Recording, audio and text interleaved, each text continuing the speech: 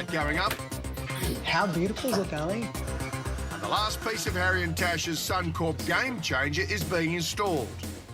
We've actually got a facial recognition to open your door. Beautiful. Wow. So I think it's actually quite important, especially in the Brighton area. People are very particular about having this sort of technology in their houses. Want to go in, right? Oh, Jesus. Mate, how good's that? No keys. How good is that? Just don't forget your face. Hey? Just don't forget your face and you're fine. Have a good day. At the other end of the block, Has5 is finishing off their master. How about your Suncorp game changer face recognition technology? Mate, how good's that?